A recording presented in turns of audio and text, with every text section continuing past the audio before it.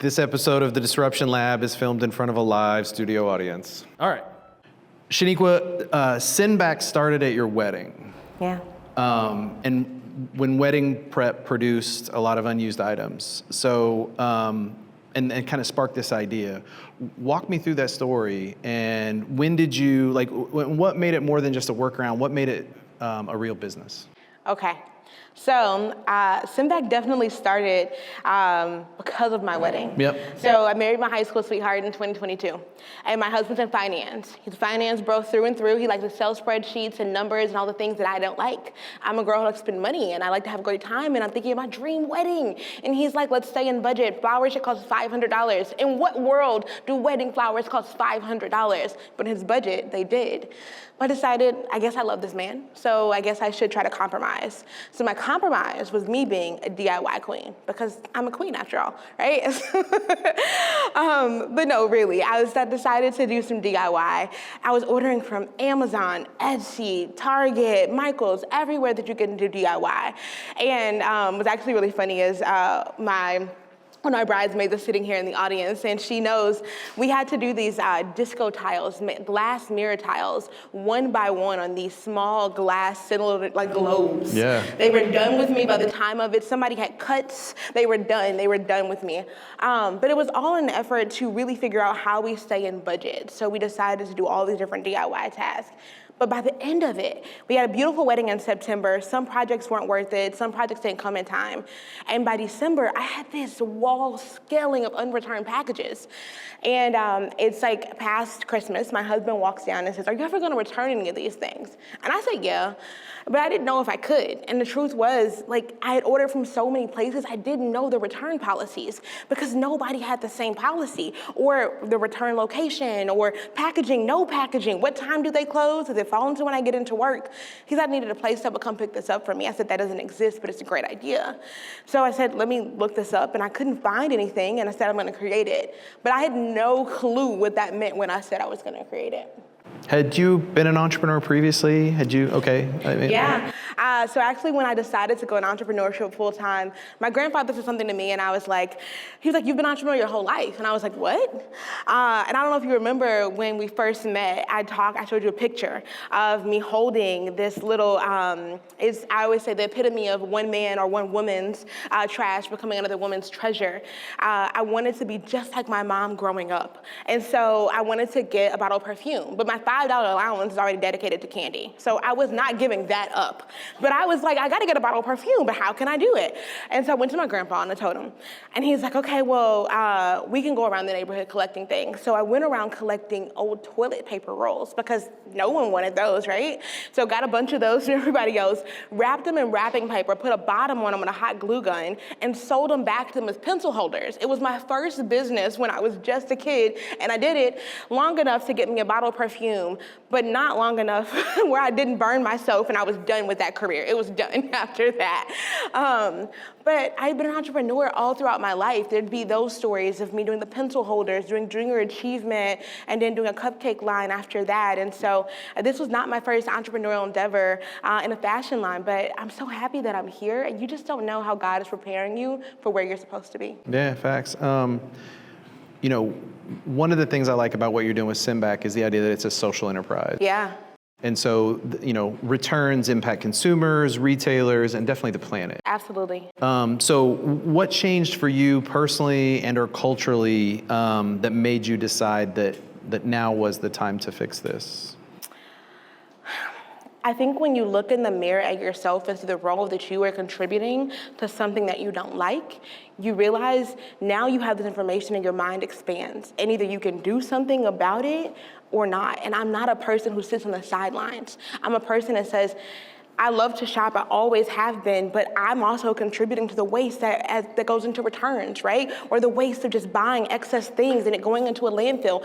I am also a part of the problem, and I want to do something about it. I not only want to make returns easier for consumers, because everyone's looking out for the retailers, right? The retailers are saying, we're losing billions, but who's looking out for the little guys? The ones who are paying $8 a carton for eggs and are just working 3 jobs just to make it, right? Who's looking out for us? But also, how do we all help each other by making better decisions that help ourselves, that help us, our wallets, and the planet.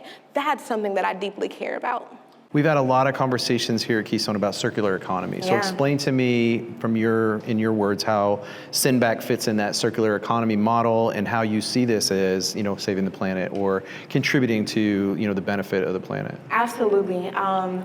I'm excited that we get to contribute to it. I always say that if I leave this world better than I found it, I've fulfilled my duties. And so at Sendback, what we're doing to create the circular economy is through our Give Back Bag program. And what that means is when Amazon says, keep that item that you don't need, that's 15 sizes too small or 15 sizes too big, and you're like, well, now it's in my home.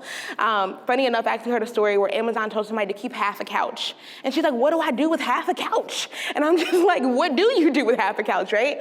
But when they say keep that item, inevitably, because it costs more for them to send it back, you have to figure out something to do with it. It goes in a corner, you forget about it, maybe one day, maybe you donate it, maybe you don't, it goes into the trash, it goes into a landfill. Well, now, actually, if you're with one of the Sendback properties, you can use our Give Back service. And we partner with local nonprofits to redistribute those goods, to give them a second life, because oftentimes returns are not even going back to the shelves when they have 1, 2, 3 life cycles, and we're starting the process of manufacturing all over again versus extending the life cycle. So working with local nonprofits to create distribution networks to help create self-supporting, self-sustaining circular economies on a local level. So is that basically the difference between recycling and reconnecting? Absolutely, absolutely. And we're looking to reconnect it because I want you to see that this could help somebody else. I always say that there's no reason that you and I are sitting here and we both have shirts on today and Amanda doesn't have a shirt for an interview or Kit doesn't have a pair of tennis shoes. There's no reason. We have enough textiles, enough electronics that are produced around the world. We could really be giving this back to make sure that people have more than enough to go around. So as a founder, you've had the opportunity with Sendback to, work with corporations, onboarded, corporations and enterprises. You've won recognition awards. Yeah. What was the shift for you when this became, when everything changed in terms of the trajectory of Sendback? What was that moment for you as an entrepreneur? So I think that moment actually happened in December of 2023. So the idea happened in December of 2022. It's funny, a full year apart. There are so many mile markers that happened for me within the year or 6 months. But I had decided earlier that year that I was gonna go full-time as an entrepreneurship thing, and I was like, I'm taking Sendback, I really feel passionate about it. But at the time I was working with Maxine Clark at Delmar Divine, and we were doing such amazing, amazing work, and I was so nervous to tell her. And she said, Shaniqua, I will always champion for any woman who wants to start a business to build a legacy for themselves and their family. And I'm gonna help you do it. And so I walked out of her office that day with not one business, but 2, because she said, I want you to be a consultant for us. Let us help you pay for your business. And so that meant I was leaving my full-time role at Delmar Divine to start working on Sendback, but I joined my first business cohort, and it was Our Village United out of Atlanta. And there were about 120 people in that cohort, and we knew that we had the opportunity to pitch to win $20,000. It was the first time I'd ever pitched. I was so nervous to tell anybody about Sendback. Even when I told my friend Brittany, who's sitting in the audience, I said, don't tell anybody else. I can't, if somebody takes the idea, I'm so worried. And that December, I pitched for the first time that anybody had ever heard me pitch, and I won first place. It proved to myself the determination that I could do this, that I could see this through. I had grown so much in the business that I had now convinced these people to give me $20,000 to make this a real reality. And it was the push that I needed. I was believing in myself, but it felt like God, the universe, and everything else was conspiring for me to make this happen. When somebody like Maxine Clark gives you that advice, you kind of have to listen, right? Absolutely. If somebody like that knows, then right? Pushing you from behind. Oh my gosh, it feels so good. Yeah, that's fantastic. So I think it's great, watching you now. You're a 2025 Aspen Fellow. Congratulations. Thank you very much. I appreciate it. What have you learned through that experience? And I know it's got some stuff upcoming with that. What have you learned about translating a local venture into a kind of a national presence or into a national opportunity? Absolutely. I'm so excited. I go to Aspen tomorrow. So I'm really, really excited about that. So I will be in the world of global leaders and all kinds of people. I mean, the Fellows program is 39 states and 10 countries. It is going to be a beautiful, immersive experience. I think what I learned in the intro sessions that we've been able to have is oftentimes that the world is big and vast, but the things that separate us and the things that we're all experiencing are often so similar, and we're all working towards similar collective goals. But the thing is, we cannot get there alone. We are better off going in community, and we all need each other. And so that's why I'm so excited for this gathering of global minds to really be able to take these ideas and magnify them, but also to unify all of the work that we're doing together to amplify the impact. Walk me through how Simback works. Yeah. Like, walk me through as a consumer, what's my experience? How does it work? Absolutely. So first I want to make sure that we clarify. So Simback is exclusively for communities. So we think multifamily properties, residential complexes, universities, and senior living. And so those are our end consumers. And it actually becomes a value-added amenity that they don't actually pay for. There is actually paid for by the apartments. And so once you're in one of those properties, what it looks like is you get onboarded, you can download the Simback app, create your account. You have the ability to go ahead and sync your purchases if you want to give us that access to your Gmail, your Amazon, or your Target accounts, and then we see every purchase that you're able to make. From there, we can give you return reminder notifications so you never miss a return window again. And also, if you start the process of initiating a return but don't finish, we also help you along with that as well. So we understand that we are all carrying so many things. And then you just schedule, you tell us what the item is, when you're returning the item, and then you put it in your package room, which we have access to that through an enterprise partnership, which I'm very grateful for, and you drop it off, we come pick it up, and you get notifications all along the way, and you get your money back. That's amazing. Tell me, your energy, I think everybody can tell your energy kind of speaks for itself. And being in the social venture studio cohort, I've been able to see this firsthand. But I guess on the flip side of that, what's been the hardest part of entrepreneurship? A lot of hard parts, right? But a lot of parts I'm so grateful for. I always say entrepreneurship provides you the greatest level of clarity, whether you want it or not. The things that you don't need in your life, you become crystal clear about. I'm like, no, I wanted to keep ignoring that for a little bit longer, but entrepreneurship is glaring in my face, rose-colored glasses off. I will say that has been the hardest part, because when I talk about having to look in the mirror, I have to look at the mirror and everything that I don't want to look at, and I also have to address it. Because to birth this thing that I've been called to do, to carry out the mission that I feel like God has sent me here to do, I have to get crystal clear and have to have the priorities and the laser focus to make this happen. And I also have to stay in alignment to make that happen.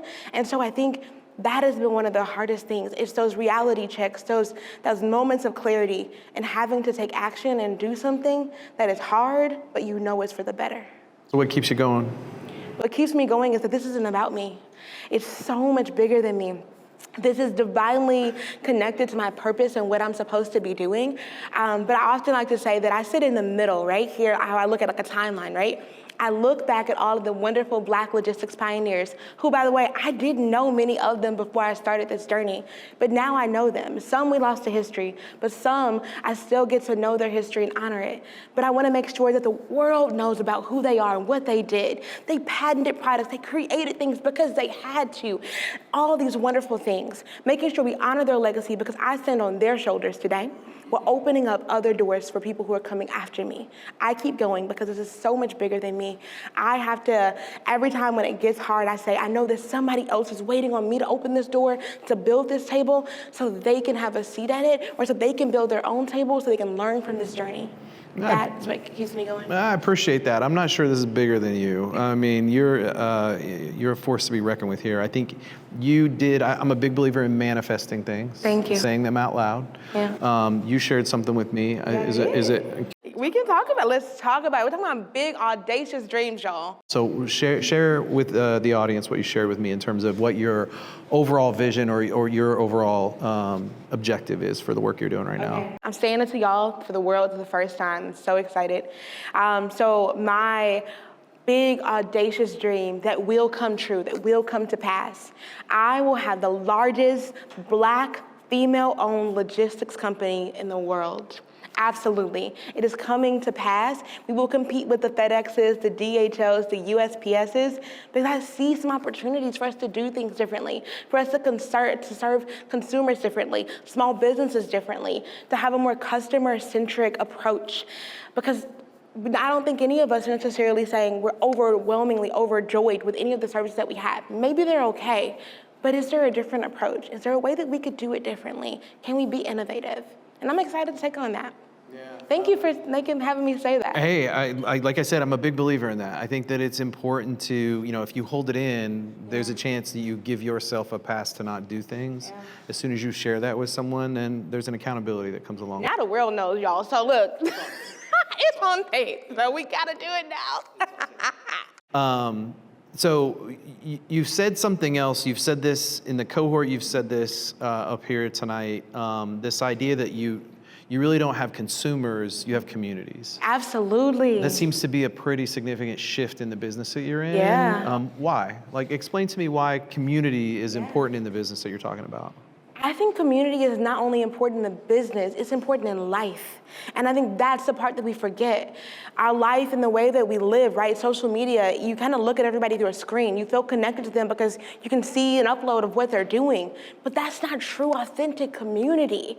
And when we look back at history and how we've gotten here, we've gotten collectively to the place we've gotten because we went together, not because we went alone. And I think that is the shift that is so important that needs to happen in business. I'm not looking for Sinback to do everything and be the best at everything. I'm looking to say, this is our area, but what do you do that can tap into what we do, and what do you do that can tap into how we make this happen, and how do we all collectively create a shift for the better? So your tech for Sinback, your tech integrates pickups, donations, returns across multiple players, multiple opportunities, touch points, and so on. Yeah. What's the hidden complexity that people don't see in terms of what you're doing in solving this reverse logistics problem that you're solving? Absolutely. So some of the hidden complexities that they don't see is what we're really helping to uncover is insights as to what's actually motivating customers to initiate a return in the first place. One of the biggest things I always say is, before I ever was getting married and having those issues with returns, I've been a plus-size consumer for a long time, and retailers opt to not sell my size in store. So that means I have to then go online, but return product descriptions and size charts are notoriously inaccurate, but nobody's fixing it. So what we're looking to do is say, how do we create new pathways, new opportunities, and actually solve problems for a lot of people by understanding and identifying what actually is the real root of why people are returning this? Is this something that we can fix? Can we create standardized processes, not only for reverse logistics, but just how we're manufacturing products in general to help customers make better, more informed decisions, and also keep more dollars in their pockets, especially when things like eggs are $8 a carton again. Yeah. Oftentimes when you're in a supply chain business, when you're in a business that works across a value chain as extensively as you do with Sinback, it's like whack-a-mole. You solve one problem, another problem pops up. How does Sinback think about solving the issues related to usability, the complexities related to sustainability, some of those types of issues? I think about that so deeply. So even when we talk about our Give Backpack program, one of the things that I am constantly thinking about the founder is saying, if I'm saying we are trying to make sure we're diverting items from landfills, I have to really hold myself accountable to that. Myself and every single partner, even if it's painful. And so what that means is, if we have a nonprofit that says, hey, we need these items, and we donate them, and maybe they can't use them, or they don't actually need them, they oversold it on what they actually needed, we want them to come back to us and say, hey, we don't need this. Give it back to us, and then we can give that back on to another partner. So really making sure that we are creating channels to actually uphold the sustainability. Because one of the things that I don't want to do is say, well, we're making it easier for consumers to return everything, so just excess returns everywhere. No, I don't want that, but I do want it to be more equitable and accessible for all. Because oftentimes people say returns are easy, but what about for the grandfather who maybe can't drive anymore, maybe isn't as mobile anymore? What about the person who doesn't have access to transportation, the mom working 3 jobs? It's not as easy. We don't necessarily want to create a return monsters by any means. We want to make it easier, more accessible, more equitable, but also holding our feet to the fire always to ensure that we're being sustainable. And one of the ways that we also do that is working with the densely populated communities. We take less trips but get more items at one time, and allows us to be a lot more sustainable. So we're not trying to be everywhere to everyone. You know, when I think about what you do and we talk about relatability, Yeah. you know, I think it's easy to, you know, think about, you know, how I might use this, but you use a phrase to describe this that really, I think, drives it home for a lot of people related to their vehicles. Yes. So what is Related that? To their vehicles, related to their cars. Like if they don't have access to transportation? No, you were talking about, I think you call it the return graveyard. Oh my gosh, yes. Oh, it's my return graveyard. Like literally, it is the trunk of my car, y'all. It's never going back. The moment that it gets there, it's staying back there. It lives there. It's dying there. It was already dead by the time it got there. Like I just took it from my home to my car. It's never going back. My return graveyard. We all have one. Yeah. Whether it's in the trunk of your car, in the back of a closet, it's where the returns go to die because they're never going back. I sat there in your interview and I thought, you know, I could use this service. And I was thinking about the examples of when I could use it in my head. Because I often try to do that. Like, how could I use the application or the service that an entrepreneur is telling me about? And then you said that. I was like, oh, shit, I think I've got some of that stuff in my car right now. Right? Exactly. And then for me, what's really helpful with the paint pictures is because there's a lot of research on this. And what Simback is really trying to do is collect the data around how much money are consumers actually losing. Because what I want people to understand and to do is to make better financial decisions. It is so important for me, especially for Black and brown people, right? We often don't have the best financial foundation, and that's not everybody, but there are a lot of us out there, myself, I don't come from that. And so I really want people to understand that $5, that $20, that adds up over time. And when times get hard and you get laid off or you need the medicine, I don't want you not to be able to afford that because you didn't make that $25 return and you could have just had that sitting in your bank account, or you need a tank of gas. Like that's something that's important. We are working on so many levels to create psychological changes in the way we actually make decisions, about the way that we buy things, about the financial investments that we make, about how our decisions are impacting the planet. I'm really hoping to say that we drive and create positive change that is lasting, longer than I will be alive, and for many of us. Would you consider yourself a non-technical founder? I am a non-technical founder. What's that experience been like for you? Hard. Oh my gosh, y'all, it's hard.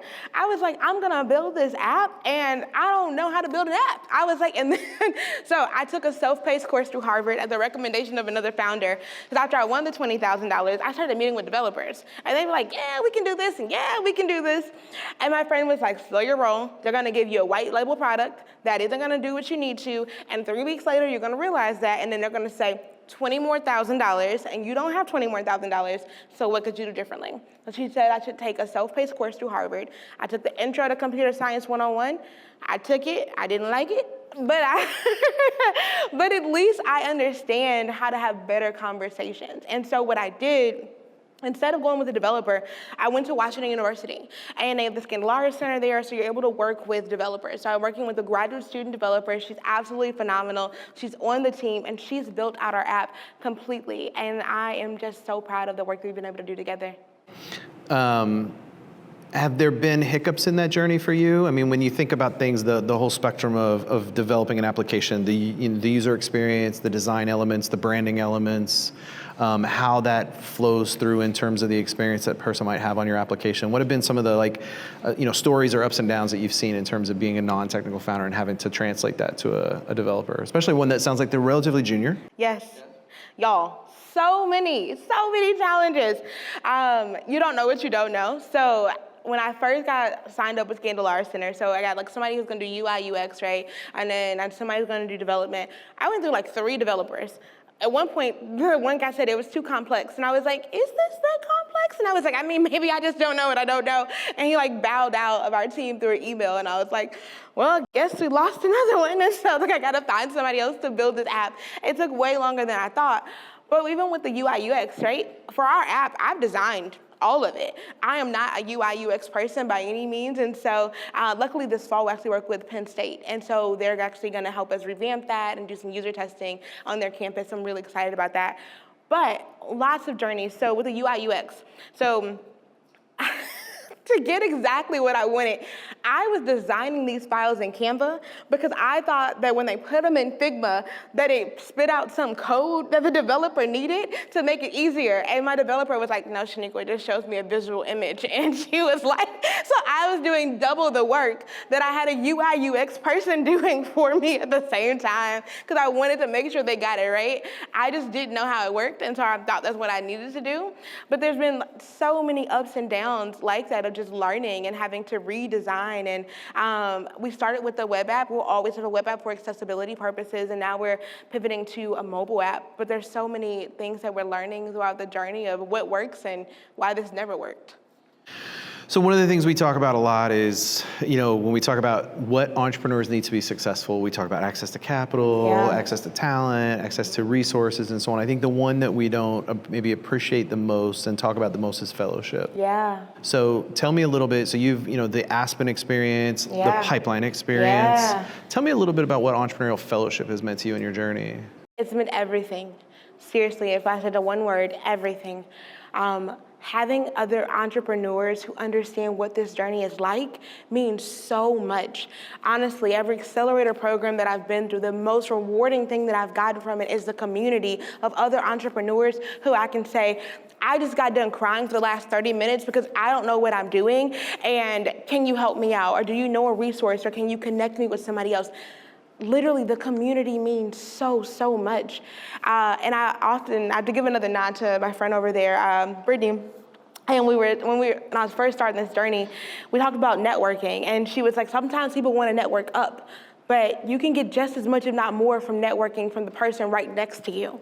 And I take that to heart because I learned so much from the people who are right next to me, or maybe they're a little bit up for me, or maybe they're still behind me, but they have interesting ideas or new brain waves or things they're thinking through. And so I've just learned so much from the power of community and fellowship with other founders because you don't have to do it alone. And I think it is really hard. I often say, I'm an entrepreneur in my marriage, my husband is not. And I think it is, I always tell him, I think it would be easier if you were the entrepreneur and I was not the entrepreneur. But I think it is really challenging to do this. So the fellowship, the idea of networking with a person beside you, or the philosophy that you have there, what kind of things can you think of examples where it's changed what you're building or how you think about the problem that you're solving? It's changed so much about what I'm building and how I thought about it, even partners. So last week, I was on a call with a friend, and I can't even remember what she said, but I think I said it yesterday during SCS.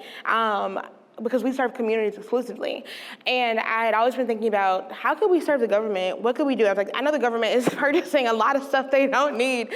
And out of that came the idea that we could serve families on military bases. And I'd never thought about that before, but that changed. It opened up a whole new avenue of how we could be serving other types of communities. Because we're not going door to door, but we are going community to community. And so those kind of ideas, those thought processes that you all can have together. But I also would like to say is through SVS, I've been traveling back and forth. And one of the things that my friend said on that call last week, and I was telling her, I was like, I'm doing this, I'm doing that.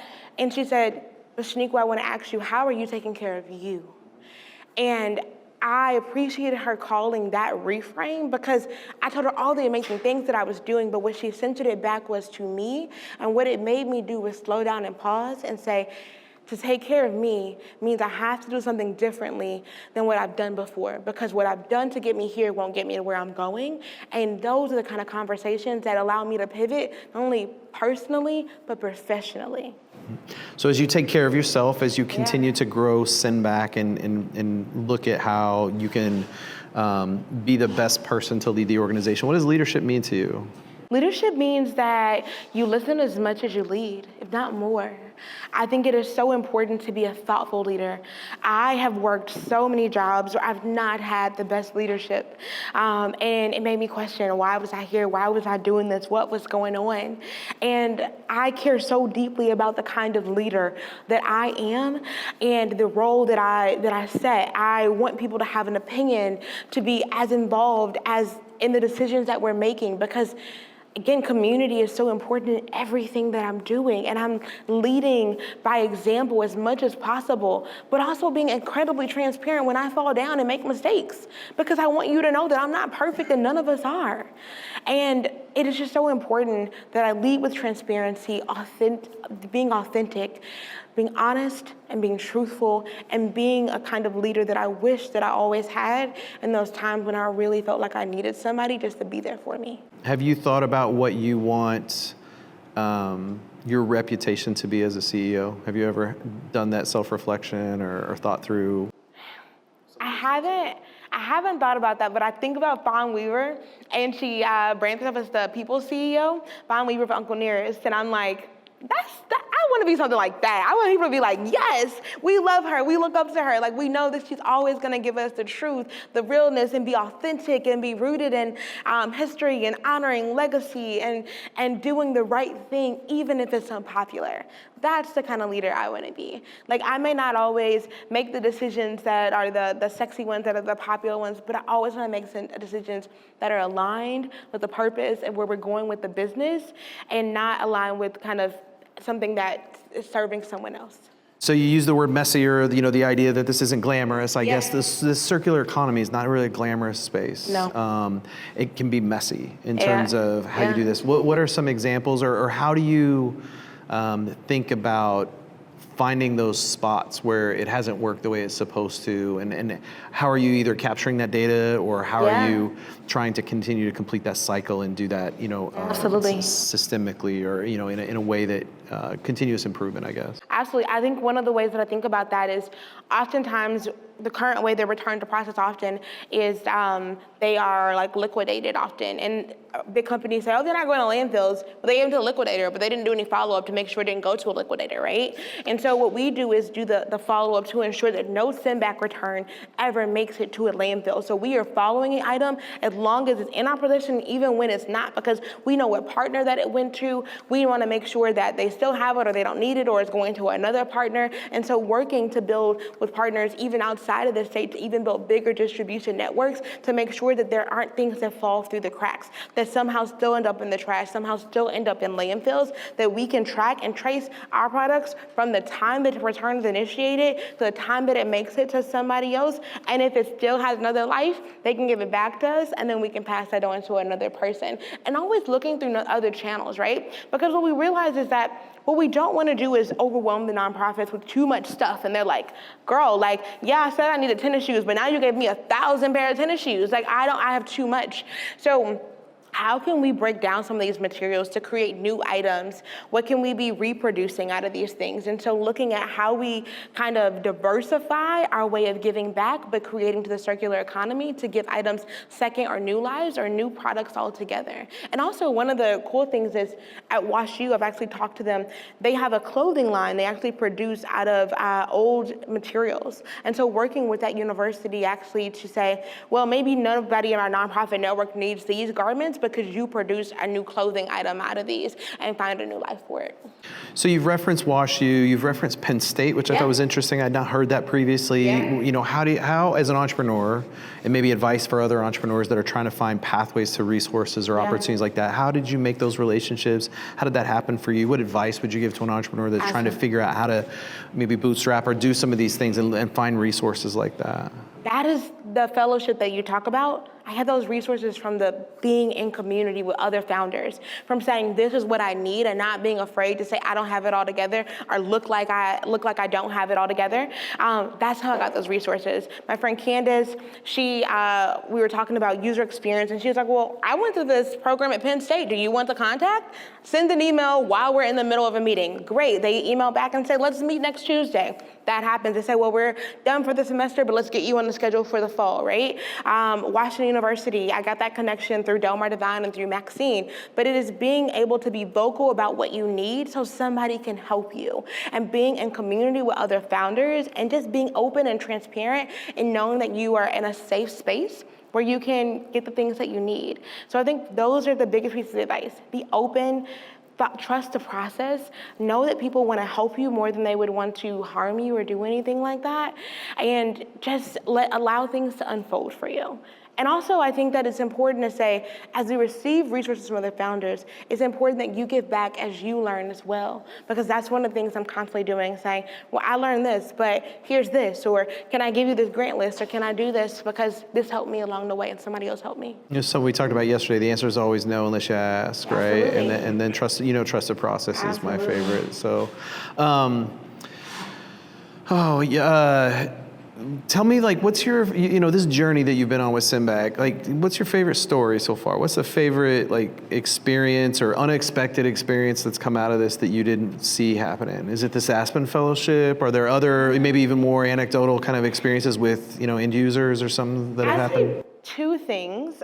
So the enterprise partnership that we have through our technical integration, that came from a conference, which is wild. So I went to my first logistics conference in February, and it was overwhelming. I was like, clearly your girl did not prepare enough. I was like, I don't know what this is. I saw more technology at a logistics conference than I saw at a tech conference. And I was just like, there are drones that are flying by themselves. There's nobody controlling them. The AI is talking to itself, responding and answering its own questions. It was some of the wildest things that I'd ever seen. And so I was like, I gotta figure out who I should be talking to. And actually sitting at a bar, I got some advice from a gentleman who lives in Amsterdam. And he was saying, I often see startups and they think they have to build every piece of the puzzle together. And then they often end up sinking because it costs so much to be able to manage all those pieces effectively. I think you'd be better off figuring out who on that floor you could be partnering with to do an integration to help you so that way you don't have to own all the pieces. And I was like, okay. I received it, and so I started with the help of ChatGPT. Shout out to her. Mine is a woman, so I started researching. And funny enough, one of the partners that ChatGPT said, not now, was my enterprise partner. I was walking past them, and their booth said something about unlocking and locking doors because a mentor earlier had said you needed access to a package room. And I was like, okay, well, how could I do that? Could I build it? What could I do? And I go up to them and I have a conversation, and they were like, huh. And they asked me, are you open to acquisition? And I was like, whoa, full stop. What do you mean? This feels really early. And I say, no, but I am open to partnership. And that has began a beautiful partnership that I'm really excited about, but it was so unexpected just from having a conversation that ChatGPT told me not to have, that I did have. Can't always trust the AI. We cannot trust the AI. I mean, but it was really, really, really, really great. And the other experience I'd say is my first pilot partner was through CIC. I did the CIC Social Impact Cohort in St. Louis, and that was a really cool cohort to be able to do. And so I actually went to them because I was like, they're a global organization. What if I just pitch them that I can do this pilot? And so I pitched it. They went for it. They said, actually, FedEx and UPS back out of our building, and you'd actually be solving a problem for us. And so I pitched it, I created all these materials, they went for it, we had meetings, and we talked about how this would be a beautiful pilot partnership, and it happened. And so that was just something that was so unexpected, something I just took a chance to do, so. I think it's easy for us to ask entrepreneurs, what does this look like in 5 or 10 years? And you can give a bunch of answers, aspirational answers and so on. I think the harder one to answer is, what's this look like in 2 years? What this looks like in 2 years, we're in KC, baby! For sure, we'll be here next year. But for sure, but I think what this looks like is that we've expanded from 1 state, maybe to 5 states. I feel like that feels attainable and realistic for us to be able to do that. Our enterprise partner already has properties in 12,000 properties. And so that feels good and realistic. But not only that we are in 5 states, but we have a really well-rounded team who is making all of this happen. That we are still in mission alignment and finding even more alignment and finding great partners, and really growing to be a new player in this space. Because right now, I don't think that people realize it is post-COVID, pre-COVID, people were shopping online, yeah. But post-COVID, everybody was getting everything online, right? It changed, it greatly accelerated the rate in which we are shopping online so much. And the world is still trying to catch up. We're still trying to figure out what do we do about this and how do we manage it? And a lot of that comes with returns. So we are coming into this industry at a really pivotal moment where we can make change that's needed to happen for a long time. And also with all the things that we're seeing that are happening in our government, consumers are being more conscious about how they're spending their dollars because they have to, because of fees associated with things as they continue to come in. And so creating businesses that are rooted in a circular economy, creating businesses that help to streamline processes in reverse logistics and logistics as well as manufacturing, I think will shift this entire industry and multiple industries in ways that I don't think I can even begin to comprehend. But I think in 2 years, we'll be right in the thick of that. So when you think about it, that expansion, and you look at those who have done local market launches and local market expansions for a local-based business, because that's really what this is. Yeah. What do you see as some of the opportunities, some of the headwinds in terms of expanding on a location by location or market by market basis for what Simbac's doing? I feel like we should title this community because I keep coming back to it. I think when we go local to local, we get communities to rally around what we're doing. Honestly, I'm not gonna lie, I don't know how this could happen, but this is what I really would love to do. I have this vision of, and I got it from Kona Ice. I don't know if you have Kona Ice trucks. They had these moving billboards. When they would kind of like do these launches, they'd advertise on these moving billboards. And I just have thought it would be so fun for Simbac to get stuck in traffic, like rush hour traffic, and have a bunch of Simbac billboards. And everyone is like, and every major highway, and they're like, do you see this Simbac thing? What is this? What is happening? But to really get the community excited about what we're doing. But I think that is something that expanding on a local level, we're able to create pockets of community that rally around. But first and foremost, what's most important is we come into a community, but we listen first. I'm not coming to KC because I believe that we know exactly what KC needs, because the reality is I don't. I need to hear, how are things actually being done? How can we be a player in this space? How can we contribute? How can we add, not subtract? And that's what I really want to do. I think us coming in with that approach is going to help us build more thorough communities that help with this local expansion strategy, because we're coming in as a new business, but also as somebody who wants to be a team player and help to see the community evolve. I think that is the reason that we will win.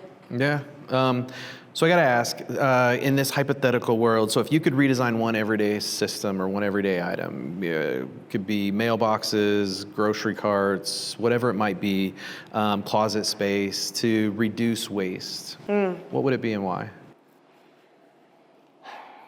You gave a lot of different options to reduce waste, like closets. You said like redesign closet spaces to reduce waste. I don't know if I would. I think people just buy more spaces to put stuff. Like, I mean, I would. I'd be like, it's on the couch now, on the floor now. My husband would be like, you gotta go. We could reduce waste. I don't necessarily know if redesigning something in the home, but maybe we redesign the shopping experience, right? You shopped so many items, or you've bought like 15, things. And not to say we should limit people on what they're able to buy, but maybe we should prompt them with more questions that provoke thought. Because sometimes we're aimlessly shopping in the middle of the night. We're just buying stuff to buy stuff, or we're buying something because we saw it on TikTok, right? But I think... Who does that? Right, who does that? I don't do that, no, never. I've never shopped on Instagram before. Are you kidding me? Never. Nobody's ever got me, not a TikTok influencer. I mean, what? Did I need those sour candies that were way too sour? No, I didn't, but I bought it. I think if we had more ways to create conversation in these experiences that were just more meaningful versus transactional. I think so much of the work that we're doing, or so much of the things that we interact with, is just transactions. I think that we are often moving so fast that we don't have time to slow down. I think if I got on a web browser and they actually asked me, you sure you need this? I might think twice. I might be like, is this a scammer first? But I really might sit back and think twice. I think we're not thinking, we're just consuming and we're moving so quickly because the world that we live in doesn't allow us to slow down. And I think if we had more systems that were designed with the intention for slowness and to live and rest in mind, that we might make different decisions. I like that. I like that. I'm a big fan of entrepreneurs. I'm a big fan of, supporting entrepreneurs. This is an admission on my part. Sometimes it's easier to root for certain founders or certain entrepreneurs than others. It's easy to root for you. So I'm wishing you the best. I'm excited to see where you're headed with Sinback and to just play a small part in that story and that journey with you. And, I definitely want to get updates. I want you to come back and, maybe 2 years when you're in 5 states. When we're in 5 states. And we're doing the thing here in Kansas City. Yeah. That would be cool. So it would be really cool. Thanks for spending some time with us. I appreciate it. Thank you. And I also just want to make sure that I say thank you. Thank you for believing in me. Thank you for supporting me. Also, thank you for the way the pitch was designed when I was able to pitch for SBS. You gave me a space to talk about my family and the things that matter deeply to me. And I think often as a founder, we're so busy on telling people how we're gonna 10X and what we're gonna do, all these things, but it is the things that make me who I am that are things that will propel me to achieve the success that I will. It is all those things from my upbringing, right, that are rooted in sustainability that I didn't know, that I've always been shopping in Goodwill, or we'd always been changing clothes from this person to the next person. That was always the way of life that we had because that's how we survived, right? But I realized that was a sustainable way. And so I want to thank you for believing in me, for giving me the opportunity to share that, and for continuing to pour into me, also other founders, and for the work that you do. I know that it's hard and it's a lot of work, but you matter and you mean a lot to this community. Thank you, Shaniqua. I appreciate that. And I appreciate how grounded you are in your why. It's fantastic to work with someone that understands why they're doing the work and is so mission driven. So I appreciate that. Give her a hand, everybody.